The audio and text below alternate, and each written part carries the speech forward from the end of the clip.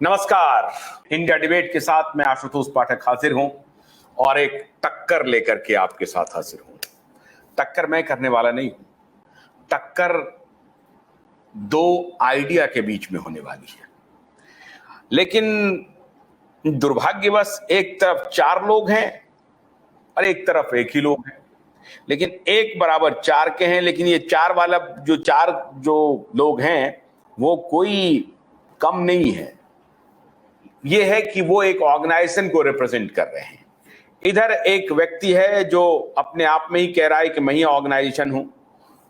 अब ये दो ऑर्गेनाइजेशन के बीच में, दोनों के आइडिया के बीच में टक्कर है और आज इस टक्कर को आपके सामने हम पेश कर रहे हैं। तो स्वागत करते हैं डॉक्टर मुफस्सिल साहब, बहुत स्वागत है आपका।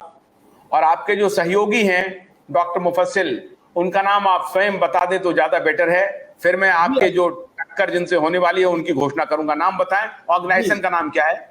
जी, हमारी ऑर्गेनाइजेशन का नाम आशुतोष जी है IMIS, international movement for investigation on science. और मैं आमंत्रित करता हूं डॉक्टर सचिन पेटकर, जितेंद्र बंजारा, नमस्ते जी, और पंकज सिंह। हेलो पंकज सिंह साहब नमस्कार, जितेंद्र बंजारा जी नमस्कार, और सचिन भाई आपका बहुत बहुत आभार कि हमारे इंडिया डिबेट में शामिल हो रहे हैं। अब इन सबको जो टक्कर देने वाले हैं वो एक नौजवान हैं, योहान टेंगरा साहब, आप सभी जानते होंगे। आपका बहुत बहुत स्वागत है योहान साहब। नमस्कार। अच्छा, ये क्या महाभारत होने वाला है आज? नहीं, महाभारत नहीं, हम सच्चाई के लिए किसको बोले, अर्जुन किसको बोले, युधिष्ठिर किसको बोले, श्री कृष्ण किसको बोले, ये समझ में नहीं आ रहा है। लेकिन मैं चाहता हूं कि ये महाभारत शुरू हो जाए आज। मैं अपने दर्शकों को बताना चाहता हूं कि काफी लंबे समय से इस बात को लेकर के विमर्श चल रहा है।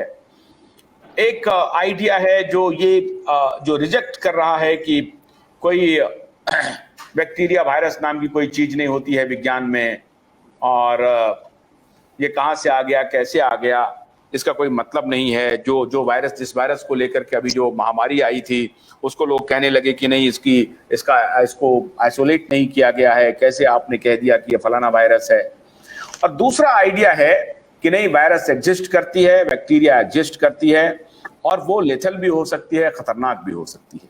ये दोनों आइडिया को लेकर के आज हमारे पास जो है ये शूरमा दो महारथी है। और जब इन लोगों का हमने एक टक्कर इसके पहले आपको दिखाया था, आज फिर से ये दो लोग कमर कस रहे हैं कि हमारा आर्गुमेंट जारी रहेगा।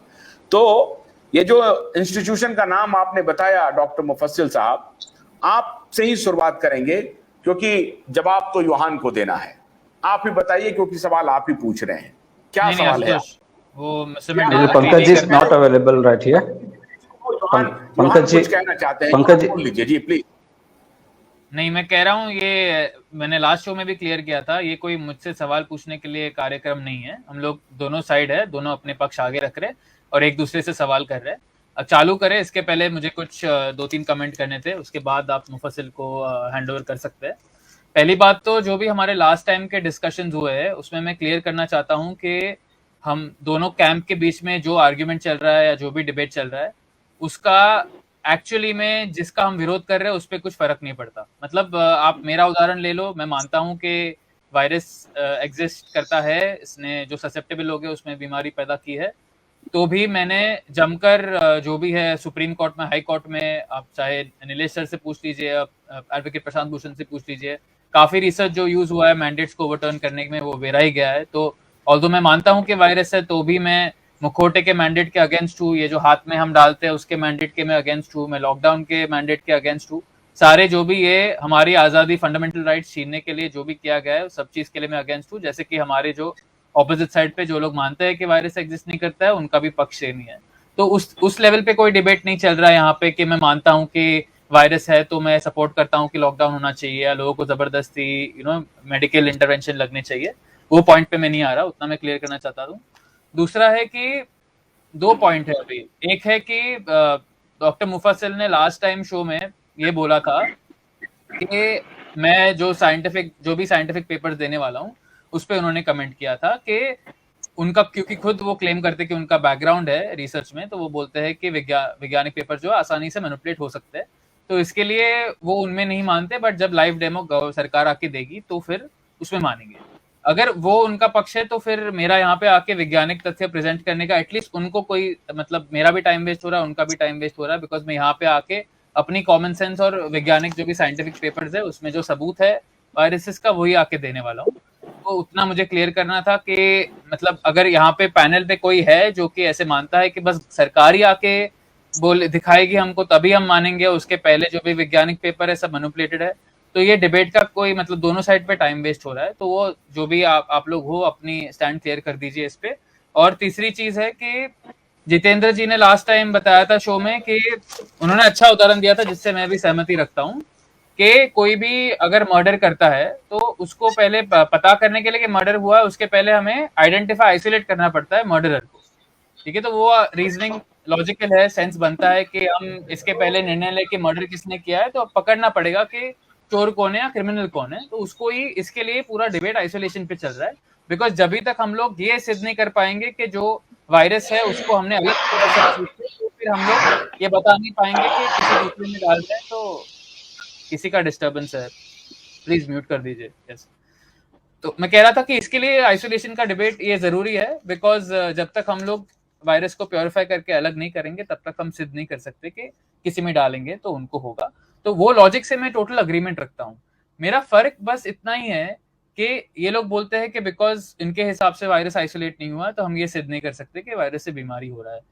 और फिर ये लोग सेम शो में आके बोलते हैं जब आप उनको पूछते हो कि ये वायरस से बीमारी नहीं हुई 2 साल में तो किससे हुई, तो यहाँ पे वो पैनल में नहीं है बट कोई लेडी ने बोला था कि डर से होता है। तो अभी अगर ये लोग जो है वो अपनी जो लॉजिक है और जो कॉमन सेंस है उसको इक्वली सब चीज पे अप्लाई कर रहे हैं और हम सोच रहे हैं, सोचो हमें कुछ भी पता नहीं है बीमारी के कारण के बारे में और कोई बंदा खांस रहा है, उसको वायरल इन्फेक्शन नहीं कुछ टाइप का बीमारी हो गया उसको, अभी हम सोचने की कोशिश कर रहे हैं कि किससे हुआ। तो ये लोग बोल रहे हैं कि ठीक है हम आइसोलेट करेंगे तो ही हम बता पाएंगे कि वायरस या कोई भी इन्फेक्शियस कीटाणु से हुआ है। और सेम चीज हम लोग अगर सोचेंगे अभी दूसरे किससे हुआ तो फिर ये लोग बोलेंगे कि 5G से हो सकता है या डर से हो सकता है। तो अभी अगर ये लोग ऐसा मानते हैं कि कोई चीज को सिद्ध करने के लिए कि उससे हो रहा है उसको आइसोलेट करना पड़ता है, तो क्या डर को आइसोलेट किया गया है? अगर डर को आइसोलेट नहीं कर सकते तो हम कैसे बोल सकते हैं कि डर से बीमारी हो रही है? क्या 5G को आइसोलेट किया गया है? ये लोग बोलेंगे 5G को आइसोलेट किया गया है, बट जो टाइप की स्टडीज 5G में होती है उसमें तो काफी सारे टाइप के अलग फील्ड्स भी होते हैं उसमें, ऐसा नहीं कि खाली 5G को अलग करके बाकी सब चीज को अलग करके वो लोग फिर स्टडी करते हैं। तो जो लेवल का ये आइसोलेशन मांग रहे हैं वायरसेस के लिए, ये सिद्ध करने के लिए कि वायरस से बीमारी होता है, उस लेवल का आइसोलेशन तो डर के लिए भी नहीं है। डॉक्टर सचिन मानेंगे कि वात पित्त कफ के इम्बैलेंस से बीमारी होता है, तो क्या वात पित्त कफ को आइसोलेट किया गया है कभी वैज्ञानिकों ने? तो अगर एक क्राइटेरिया है कि हम वायरस में तभी मानेंगे जब इसको आइसोलेट करके हम देंगे किसी में,